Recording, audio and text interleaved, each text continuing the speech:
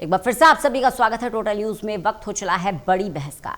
प्रदेश के सरकारी विभागों के सैकड़ों करोड़ रुपए प्राइवेट बैंकों में जमा कराने में हुए घोटाले की जांच में जहां दर्जनों गिरफ्तारियां हो चुकी हैं, वहीं कई आईएएस भी अब जांच के घेरे में है। तो ब्यूरोक्रेसी में भी टकराव की स्थिति बनी हुई है और बैंक घोटाले को लेकर भी सवाल खड़े हो रहे हैं। और यहाँ एक सवाल विश्वास का भी है कि एक आम आदमी अपना पैसा बैंक में इसलिए जमा कराता है कि वो सुरक्षित है। अब सरकार का पैसा सरकार के नुमाइंदों की निगरानी में ही सुरक्षित नहीं है, तो आम आदमी का पैसा सुरक्षित कैसे होगा? इसी पर आज की हमारी बड़ी बहस।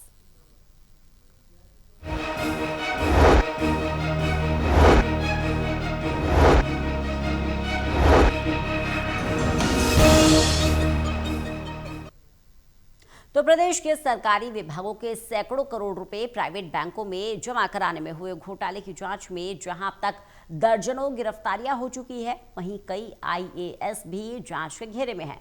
कुछ जेल भी जा चुके हैं। ऐसे में घोटाले में कथित तौर पर शामिल माने जा रहे एक सीनियर आईएएस डीके बेहरा ने भी बम फोड़ दिया है। उन्होंने पंचायत एवं विकास विभाग के महानिदेशक को पत्र लिखकर विभाग से जुड़े इस मामले की आंतरिक जांच की मांग कर कई सवाल खड़े कर दिए हैं। इससे तो लगता है कि घोटालों में कथित तौर पर शामिल आईएएस में ही आपसी टकराव शुरू हो गया है। देखिए रिपोर्ट।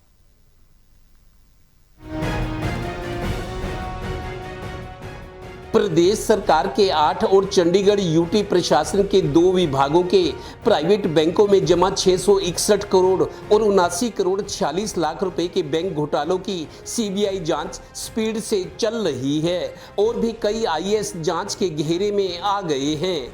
एक आईएफएस और एक आईएएस गिरफ्तार भी हो चुके हैं। इधर पंचकुला नगर निगम के 79 करोड़ 46 लाख रुपए खुर्द-बुर्द करने में शामिल तत्कालीन निगम कमिश्नर आईएएस राम कुमार सिंह और पंचायत विभाग के पूर्व अकाउंटेंट प्रिंस शर्मा को सीबीआई ने 3 दिन के रिमांड के बाद सोमवार को पंचकुला की विशेष सीबीआई कोर्ट में पेश किया। कोर्ट ने दोनों को 14 दिन की न्यायिक हिरासत में जेल भेज दिया। एनसीआरबी रिपोर्ट के अनुसार पिछले 3 साल में भ्रष्टाचार के 187% मामले बढ़े हैं। हरियाणा भ्रष्टाचार में 6 नंबर पर पहुंचा। गौरतलब है कि एक तरफ जहां दिल्ली की आर्थिक अपराध शाखा सीबीआई इन तगड़े बैंक घोटालों में बैंकों, फर्मों, प्राइवेट लोगों समेत 18 लोगों को गिरफ्तार कर जेल भेज चुकी है और प्रदेश के कई आईएएस जांच के घेरे में आए हुए हैं। इन दिलचस्प घटनाओं के बीच बैंक घोटाले में कथित तौर पर शामिल सीनियर आईएएस डीके बेहरा ने अब बम फोड़ दिया है। राजस्व एवं आपदा प्रबंधन विभाग के एसीएस डीके बेहरा ने पंचायत एवं विकास विभाग के महानिदेशक अनीश यादव को पत्र लिखकर पंचायत विभाग के करोड़ों रुपए के घोटाले में फाइलों और बैंक दस्तावेजों की आंतरिक समीक्षा कराने की मांग की है, क्योंकि इनमें कई विसंगतियां हैं। आईएएस डीके बेहरा ने सरकारी धनराशि के प्राइवेट बैंकों में खाते खुलवाने पर भी सवाल उठाए हैं। इसका मतलब तो ये है कि अब प्रदेश के अफसरों में आपस में ही टकराव शुरू हो गया है, जिससे घोटालों का शोर और तेज हो जाएगा। हैरान कर देने वाले घोटालों में 30 मार्खा शामिल, इस पर भी बड़े सवाल ये हो क्या रहा है। Haryana bureau total news.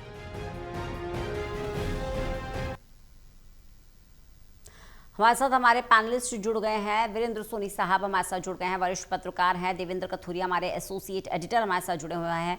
Doctor Mahesh Kumar हमारे साथ हमारे एसोसिएट एडिटर जुड़े हुए हैं। सबसे पहले वीरेंद्र सोनी साहब के पास जाऊंगी। सर, अक्सर बच्चों को आपने कहते सुना होगा, केक कटेगा सब में बटेगा। यहाँ वही स्थिति हो रही है। भ्रष्टाचार की मलाई सबने खाई, लेकिन जब पूरी तरह से हजम नहीं हुई तो एक दूसरे का नाम भी उजागर करने से कोई कोताही नहीं बरती जा रही है। ब्यूरोक्रेसी में टकराव की स्थिति है सर यहाँ पर। देखिए, ये कार्य प्रणाली की बात है। कार्य प्रणाली कैसी है, सरकार के दिशा निर्देश भी हैं, उसके बावजूद भी इस तरह के घोटाले हुए हैं। भाई, पैसा सरकारी बैंकों में, राष्ट्रीयकृत बैंकों में जमा होना चाहिए, लेकिन वहां ना जमा होकर प्राइवेट बैंकों में खाते खुलवाए जाते हैं, वहां एफडी कराई जाती है। तो इसके पीछे तो प्रलोभन है, अधिकारियों को प्रलोभन दिया जाता है। अब ये नहीं है कि जो पकड़े गए सिर्फ वही दोषी हैं। कुछ लोग ऐसे भी हैं जिनके खिलाफ अभी तक मामले आए नहीं हैं, अभी आंतरिक जांच होगी तो कई मामले सामने आएंगे। और देखिए, भ्रष्टाचार सिर्फ इसी तक सीमित क्यों? भ्रष्टाचार का दायरा तो बहुत बड़ा है भाई। जब भी किसी ने भी अगर किसी काम को रुकवा दिया, अब अभी देखिए सरकार ने तहसीलों में भ्रष्टाचार पर रोक लगाने की बात की थी, तो क्या भ्रष्टाचार रुका? भाई रजिस्ट्री कराने के लिए और अधिकारियों को भी अधिकृत किया गया था, क्या उसके बाद भी राजस्व विभाग में तहसील में रजिस्ट्री कराने पर क्या भ्रष्टाचार पर रोक लगी? इस तरह आर्म लाइसेंस बनवाने के लिए कोई पारदर्शिता नहीं है। अधिकारी जिसको चाहे जिसका बना देते हैं, जिसका नहीं चाहते उसका रिजेक्ट कर देते हैं। और इसके पीछे क्या खेल होता है सबको मालूम है, कोई व्यवस्था बनी हुई है। और इस तरह आर्म लाइसेंसों का नवीनीकरण होता है, सामान्य प्रक्रिया है भाई। जांच के बाद नवीनीकरण हो जाता है, कोई अगर विशेष मामला ना हो तो, लेकिन अधिकारी उसको दबाकर बैठ जाते हैं। कारण जहां दबाएंगे वहां पैसा मिलेगा। और इसी तरह ये तो सरकारी विभागों का पैसा था भाई, सरकारी विभागों के पैसे को कहां जमा कराए? सरकार के निर्देश है, पालन कोई करता नहीं। प्राइवेट बैंकों में जमा होते हैं। प्राइवेट बैंक अपना जो जमा लक्ष्य है उसको पाने के लिए कई तरह के प्रलोभन देते हैं। और कई बैंक के अधिकारी अपने पदोन्नति पाने के लिए इस तरह ज्यादा से ज्यादा जमा लक्ष्य अपने बैंक में लेकर आते हैं। तो उसके लिए अधिकारी को प्रलोभन वो अपनी जेब से भी देते हैं कई बार। और यहाँ तो जो अलग से जो एफडी बनी नहीं और एफडी का पैसा वो निवेश कर दिया गया। तो इस तरह से देखिए, बैंक अधिकारी तो दोषी हैं ही हैं। क्या आईएएस अधिकारियों को मालूम नहीं था कि उनको प्रलोभन क्यों दिया जा रहा है? अगर उनको प्रलोभन दिया जा रहा था तो इसके आशय साफ है। तो इसलिए अभी जो डीके बेहरा ने पत्र लिखा है, अगर सारी इसकी प्रक्रिया की जांच होती तो कई और अधिकारी भी दायरे में आएंगे। भाई किन किन अधिकारियों ने सरकारी निर्देशों का पालन नहीं किया? अगर क्या सरकार ईमानदारी से इसकी जांच कराएगी? और ये है कि जो अधिकारी जहां जा रहे हैं, जहां जहां पब्लिक डीलिंग सीटों पर रहे हैं, तब तक उनका रिकॉर्ड कैसा रहा है? क्या तब उन्होंने भ्रष्टाचार नहीं किया? क्या तब कोई अनियमितता नहीं हुई? क्या अनियमितताएं उनका ये संक्षिप्त कार्यकाल ही है? क्या उनके पूरे काल की जांच नहीं होनी चाहिए? बिल्कुल। तो इस तरह के मामले हैं। अगर सरकार ईमानदारी से जांच करेगी तो कई परतें खुलेंगी। बिल्कुल, लेकिन परतें सरकार खुलेंगी। और शायद सरकारी इसी चीज की को लेकर अब भी- डर भी है, अब ब्यूरोक्रेसी में डर भी है। देवेंद्र, छोटी मछली को बड़ी मछली हमेशा खा जाती है, लेकिन यहाँ तो बड़ी मछलियों में ही टकराव है, एक डर की स्थिति है ब्यूरोक्रेसी में। इसलिए अब एक दूसरे के कार्यकाल में भी सवाल हो सकता है खड़े हो जाए। देखिए Ranjana, D K Behera senior IAS officer हैं, पीछे वो राज्यपाल के सचिव भी रहे हैं और अभी रेवेन्यू एंड डिजास्टर मैनेजमेंट के एसीएस हैं, मतलब सीनियर अधिकारी हैं। अगर वो ये सवाल उठा रहे हैं, मतलब मेरे को लगता है, जैसा हम रंजना, मैं तो शुरू से एक कवर करता रहा हूं ये स्टोरी, 6 से 7 आईएएस का नाम है मेरे हिसाब से। लगातार जो चीजें सामने आई हैं, हरियाणा के 6 से 7 आईएएस की इन्वॉल्वमेंट है इन घोटालों में। अभी कौन गिरफ्तार हुआ है? 18 लोग तो वो है, जिसमें 6 तो आईडीएफसी बैंक और एयू स्मॉल फाइनेंस बैंक के 6 लोग वो हैं, 3 लोग प्राइवेट हैं, कुछ फर्मों के लोग हैं।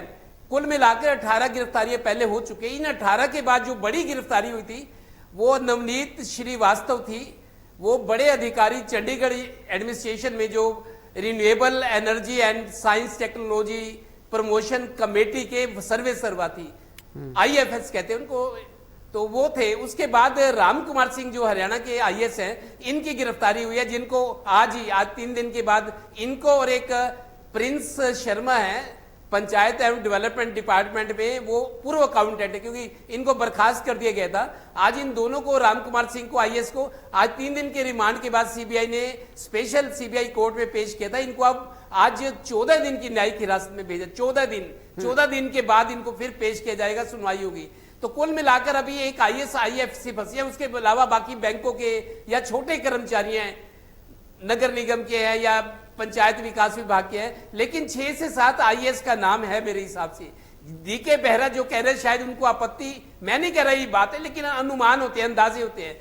डीके बेहरा अगर कह रहे कि आंतरिक समीक्षा हो, उनको ये लग रहा होगा कि अभी राम कुमार फंसे हैं, मेरा भी नाम लिया जा रहा है, लेकिन और लोग भी हैं, इनडायरेक्टली वो संकेत ये दे रहे हैं। या हो सकता है कि उनका जो उनकी मांग है, जो वो चाह रहे हैं, हो सकता है वो उनको लगता हो कि अभी बहुत सारी चीजें अंदर है, हिडन है, अभी बाहर आएंगी तो तस्वीर और होगी। तो इसलिए उन्होंने डीके बेहरा ने अगर चिट्ठी लिखी है डायरेक्टर जनरल पंचायत एंड विकास विभाग के अनीश यादव है, वो भी आईएएस हैं, उनको चिट्ठी लिखी कि पंचायत विभाग का बहुत सारा पैसा है, ये पैसा कैसे खुर्द बुर्द हुआ, गबन हुआ, दूसरे प्राइवेट फर्मों में ट्रांसफर हुआ, आप इसकी जांच कराओ। तो शायद वो सीबीआई अपने तौर पर जांच करे, लेकिन डिपार्टमेंटल इंक्वायरी की जांच डीके बेहरा कर रहे हैं। जैसा मैं कह रहा हूं 6 से 7 आईएएस अधिकारियों की इन्वॉल्वमेंट पाई जा रही है।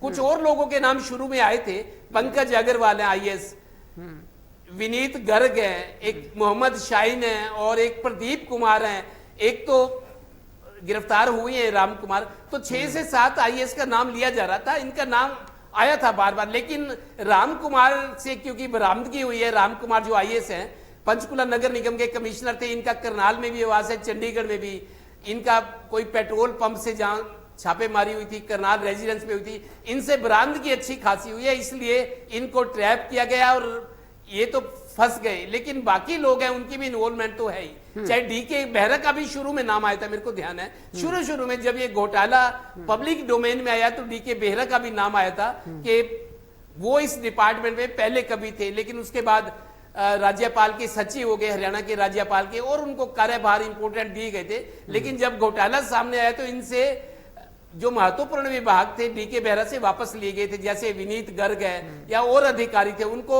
ऐसी पोस्ट पर लगाया गया था जहां कोई ज्यादा अहमियत नहीं है। तो कुल मिलाके आईएएस तो और भी है जिनका नाम आया है, लेकिन डीके बेहरा शायद इशारा करना चाह रहे हैं कि अभी जांच में और कुछ चीजें आएंगी, लेकिन आंतरिक तौर पर उन्होंने जांच का समीक्षा करने की जो मांग उठाई है, उससे मेरे को लगता है चीजें और भी कुछ अलग से सामने आ सकती है जो अभी पर्दे के पीछे है। बिल्कुल महेश, बहुत सारा हिडन ट्रूथ है जो अभी सबके सामने आना है, और जैसे कि अब एक पूरी लिस्ट भी तैयार हो गई है, डीके बेहरा, नवनीत श्रीवास्तव, राम कुमार सिंह, पंकज, विनीत गर्ग, कई सारे आईएएस की एक लिस्ट तैयार हो गई है।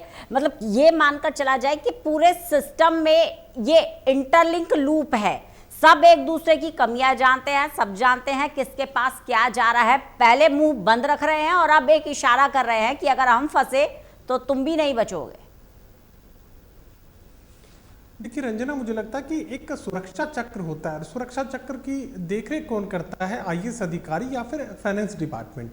मुझे लगता है कि सुरक्षा चक्र पूरी तरह ध्वस्त हुआ, जो सरकार का पैसा था, यानी जो जनता का पैसा था, वो लूट लिया गया। और लुटेरे कौन थे? लुटेरे थे सरकारी कर्मचारी, लुटेरे थे सरकारी अधिकारी, मिलीभगत थी प्राइवेट बैंक ऑपरेटर्स की, छोटे कर्मचारी से लेकर मैनेजर तक की। तो ये मानकर चलिए कि इस लूट में सभी शामिल थे। लेकिन सुरक्षा चक्र पर जब सवाल उठेगा तो फिर सवाल तो आएगा कि आईएएस क्या कर रहे थे, जिनकी जिम्मेदारी थी इस पैसे की देखरेख करना, वो क्या कर रहे थे। फिर अगर यहाँ भ्रष्टाचार हुआ है तो फिर ये कैसे मान लिया जाए कि बाकी जो तमाम अलग अलग महकमों में ये लोग सेवाएं देते रहे, या बाकी जो आईएएस अफसर हैं वो ईमानदारी से, पूरी निष्ठा से, देखिए शपथ ले लेने से, ईमानदारी की शपथ ले लेने से और उन चीज़ों का बखान करने से आप ईमानदार नहीं हो जाते। ईमानदारी के लिए आपको एक उच्चतम पैमाने जो है जिंदगी में वो कायम करने पड़ते हैं। फिर ये बताना पड़ता है कि मेरी जिंदगी में मैं उच्चतम पैमाने जो ईमानदारी के हैं उन्हें मैं निभाता भी हूं और निभाता हुआ नजर आता भी हूं। तो ये मानकर चलिए कि यहाँ पर तो पूरा सिस्टम कोलैप्स कर गया था, और सिस्टम चूंकि कोलैप्स हुआ है तो इसे हम यहाँ तक नहीं देखते कि इंटरनल कॉन्फ्लिक्ट यहाँ पर हो रहा है ब्यूरोक्रेट्स के बीच। मैं इसे इस तरीके से देखता हूँ कि ये सरकार के लिए खतरे की घंटी है। सिर्फ एक महकमे की बात नहीं है, सिर्फ एक नगर निगम की बात ना हो, पंचायत विभाग की बात ना हो, तमाम, फिर जेल महकमे की बात भी हो, फिर पीडब्ल्यूडी की भी बात हो, फिर जो है ग्रामीण विकास मंत्रालय की भी बात हो, तमाम अलग अलग महकमे जो कि सरकार के पैसे से चलाए जा रहे हैं, उनकी तमाम अलग अलग महकमों की ऑडिट करवाए जाने की एक अलग तरह की एक आप थर्ड पार्टी ऑडिट भी कह सकते हैं कि वो करवाए जाने की जरूरत पड़ेगी। हालांकि इसका प्रावधान पहले से है, लेकिन चूंकि प्रावधान तो था, लेकिन बावजूद इसके सरकार का पैसा, जनता का पैसा चोरी चला गया। तो ऐसे में अब एक नई व्यवस्था की जरूरत यहाँ पर पड़ने वाली है, और फिर ये समझने की जरूरत पड़ने वाली है कि सुरक्षा चक्र आखिर इतनी आसानी से कैसे टूट रहा है, कौन लोग हैं जो इसे इतनी आसानी से तोड़ रहे हैं, और फिर क्या ये पहली बार तोड़ा गया है या अतीत में भी बहुत सारे ऐसे सुरक्षा चक्र हैं, बहुत सारे ऐसे बड़े घोटाले हैं जिन पर अभी तक धूल चढ़ी हुई है, वो फाइलें दबी हुई हैं, अभी उसकी जानकारी नहीं है। तो ऐसे में ये समझने की जरूरत है कि ये, मैं इसे इंटरनल कॉन्फ्लिक्ट आईएएस अधिकारियों के बीच, आईपीएस अधिकारियों के बीच नहीं कहना चाहता। मैं ये कहना चाहता हूं कि यहाँ सुरक्षा चक्र जो कि होना चाहिए था एक डेमोक्रेटिक सेटअप में, एक पॉलिटिकल सेटअप में, एक सरकार की जो जिम्मेदारी थी जनता के पैसे को संभालने की, और ये जिम्मेदारी इनडायरेक्ट तौर पर या डायरेक्ट तौर पर आईएएस अधिकारियों को संभालनी थी, फाइनेंस डिपार्टमेंट से जुड़े फाइनेंस मंत्रालय को संभालनी थी, लेकिन वो नहीं किया गया। तो मानकर चलिए कि अभी ये चोरी जो है इतनी छोटी नहीं, और बहुत अलग अलग महकमों में ये सब कुछ बड़े घोटाले हो सकते हैं, इसे जांचने की जरूरत है। और सरकार ये खुद ये मान ले कि ये जो सुरक्षा व्यवस्था आप लोगों ने सुरक्षा चक्र तैयार किया था, ये तो ईमानदारी को लेकर पूरी तरह ध्वस्त नजर आ रहा है, और अब आपका सिस्टम कितना खोखला हो चुका है, इसकी जांच आपको करने की जरूरत है, किसी एक महकमे तक सीमित रहने की जरूरत नहीं। बिल्कुल। वीरेंद्र सोनी साहब, देखिए आईएएस का जो रुतबा है, जो रुबाब है आम जनता के बीच में इसलिए होता है, लगता है कि नहीं जो पॉलिसी हमारे लिए बन रही है वो हमारे काम की होगी, हमारे सरोकार की होगी। लेकिन जैसा कि महेश भी सवाल उठा रहा है, ये तो एक घोटाला है जो हमारे सामने आ गया, लेकिन सोचिए कि इसी तरह, क्योंकि पूरी फेरिस्त मैंने गिनवाई अभी कि डीके बेहरा है, राम कुमार सिंह है, पंकज है, विनीत गर्ग है, नवनीत श्रीवास्तव है, एक पूरी ब्यूरोक्रेसी की एक पूरी लिस्ट है इन अफसरों की। ये इसी तरह के अफसर होंगे, इससे पहले भी ऐसे घोटाले हुए होंगे, हो सकता है इसके बाद भी ऐसे घोटाले हों, क्योंकि यही लोग पॉलिसी बनाने वाले हैं। ये तो एक मामला है जो सामने आया, उन मामलों का क्या जो आज तक कभी सामने ही नहीं आया। बैंकों में जमा पैसा गबन हो रहा है, और ये कोई छोटा विषय नहीं है। देखिए, सिर्फ आप बैंक घोटाले तक क्यों रहे हैं? अभी जो टेंडर देने की प्रक्रिया होती है, टेंडर की नियम और शर्तें ये आईएएस अधिकारी तय करते हैं, और नियम और शर्तें ऐसी बना दी जाती हैं जिससे वो जिनको चाहते हैं उनको टेंडर मिल जाए। तो ऐसी एक प्रक्रिया अपनाई जाती है। सफाई घोटाले हुए, हर नगर निगम में हुए हैं। तो इस तरह से अब आईएएस अधिकारियों को ही क्यों दोषी ठहराएं? भाई आईएएस अधिकारी तो ये चिन्हित हो गए, क्या इसका दायरा आगे बढ़ाया जाएगा? क्या राजनेताओं तक इसकी पहुंच होगी? क्या राजनेताओं से इस मामले में जवाबतलबी होगी? नहीं होगी। इससे सरकार की छवि तो नहीं होती है। और देखिए, सिर्फ हम आईएएस अधिकारी को दोषी नहीं ठहरा सकते, इसके अंदर जो इन आईएएस अधिकारियों के जिससे व्यवसायिक रिश्ते हैं, जिनका इनको राजनीतिक संरक्षण प्राप्त है, क्या जांच का दायरा उन तक पहुंचेगा? क्या राजनेता दबाव नहीं डालते अधिकारियों पर? क्या राजनेता अपनी इच्छा के अनुरूप काम नहीं करवाते? और वो बैंकों में जमा राशि कहाँ जमा हो, हालांकि सरकार के दिशा निर्देश स्पष्ट हैं, पहले देते हैं, मानक तय किए गए, एसओपी बनी हुई है, लेकिन पालन कौन करता है? पालन कोई भी नहीं करता। क्या सरकार ने इस बात की जांच की? भाई जो उन्होंने नियमावली बनाई थी और कहा था कि प्रमुख राशि, इसके एक सीमा निर्धारित की गई थी कि उस बैंक में जमा रहेगी, तो ये क्यों नहीं होता? देखिए, जमा तो अगर सरकारी बैंक है तो वहां भी यही हो सकते हैं घोटाले, वहां भी नकली एफडी बनाई जा सकती है, ये तो कहीं भी हो सकता है। तो ये एक जो पारदर्शिता थी उसको चोट लगी है।